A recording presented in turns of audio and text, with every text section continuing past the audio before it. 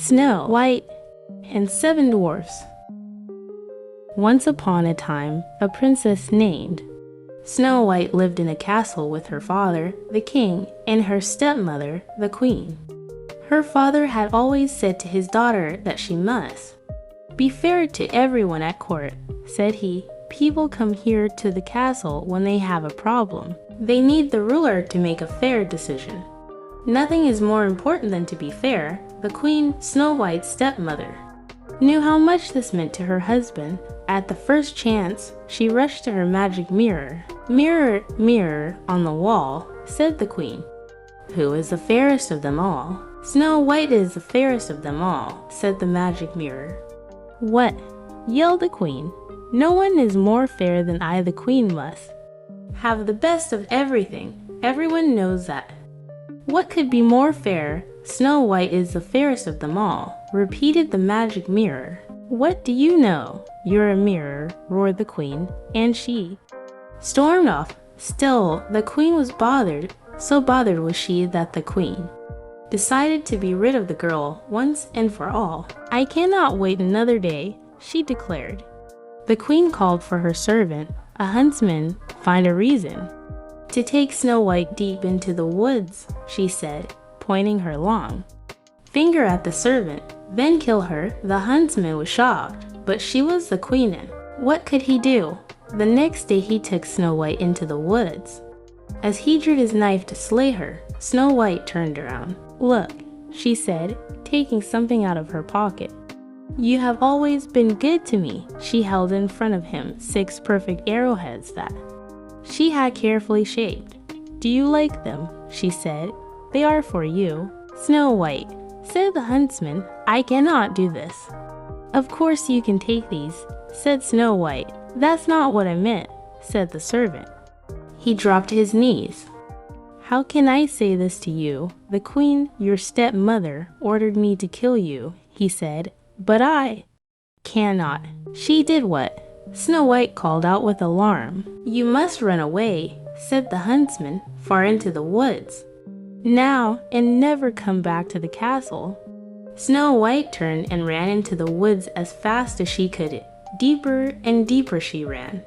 It was getting dark, and the wolves were starting to howl. She tripped and her skirt was torn. Tall tree branches seemed to reach down to the very ground to grab her. She was scratched, bleeding and scared, yet she ran on and on. Then all of a sudden, far away, there was a light. Who was living so deep in the woods? She stepped up closer. It was a cottage, yet no sound came from the cottage, only light from the windows. Hello, she said, knocking softly on the door. Hello. No answer. The door was a little bit open. She opened it some more and stepped in. Hello, is anyone home? She looked around. What a mess. She had never seen a messier living room. This cottage may be the biggest mess I ever saw, she thought, but it's a roof over my head for tonight. Maybe if I clean up around here, I can earn my sleep. As she cleaned, she thought of someone she already missed. Before her father had remarried, she and a prince who lived in the next kingdom were getting to know each other. They would take long walks in the royal garden and tell each other stories and laugh. After the queen had moved into the castle, her stepmother had made a new rule. No more visitors. Now, the prince had to slip over the palace gate in secret. He would call out to her from under her window, and they could talk a bit that way. It wasn't as good as the long walks, but it was the best they could manage. Now that she had to run away from home, would she ever see him again? After Snow White cleaned up the living room, she went upstairs. On the second floor, there were 7 little beds lined up in a row, as if for children tired from cleaning. Snow White yawned and lay across all 7 of the beds.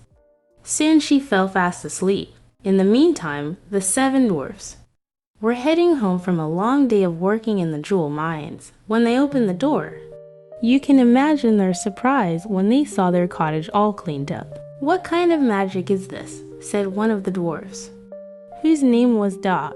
I wouldn't mind more magic like this, said another of the dwarfs.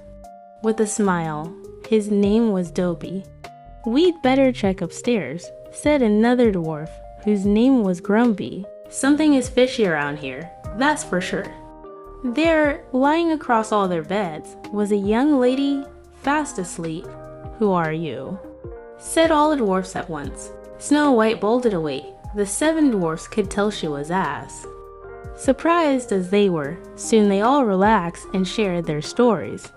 Snow White learned their names: Bashful, Doc, Dopey, Grumpy, Happy, Sleepy, and Sneezy. She told them all about her stepmother, that her stepmother had tried to get the huntsman to kill her, that the huntsman had set her free in the woods, and that she could never go back home again. "Stay here with us," said Bashful. "That's sweet," said Snow White.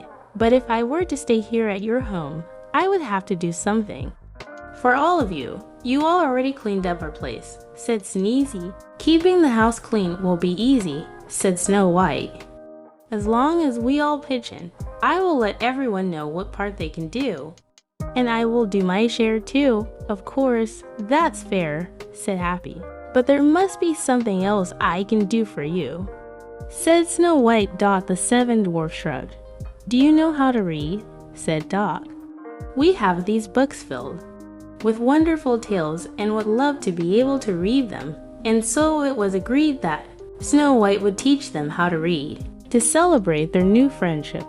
Snow White and the 7 dwarfs sang and danced the night away. The next morning before they left for work, the 7 dwarfs warned Snow White she must not open the door to anyone. After all, who knows what evil her stepmother might do? The princess nodded in agreement, and the dwarfs left the house. The princess prepared her first reading lesson. She also prepared a good hot meal for the 7 dwarfs when they returned home that night. And so the days passed. Back at the castle, the queen marched up to her mirror. "Mirror, mirror on the wall," she demanded, "who is the fairest of them all?" "Snow White is the fairest of them all," said the magic mirror.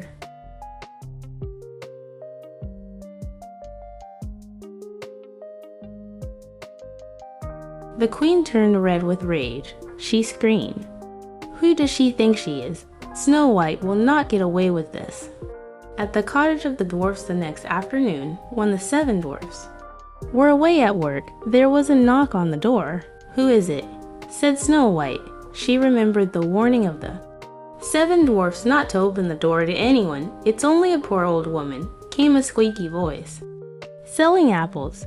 Yet it was the evil queen, disguised as an old woman. "It's raining out here, my dear," said her voice through the door. "Please let me in." "Poor thing," thought Snow White, having to go door to door selling apples in the rain, and so she opened the door. "It's raining out here, my dear," said her voice through the door. "Please let me in." "Poor thing," thought Snow White, having to go door to door selling apples in the rain, and so she opened the door. "Take a look at this big red apple," said the old woman, who, as you know by now, was really the queen in disguise. She held the red apple close to Snow White's face. "Lovely, my dear, isn't it?"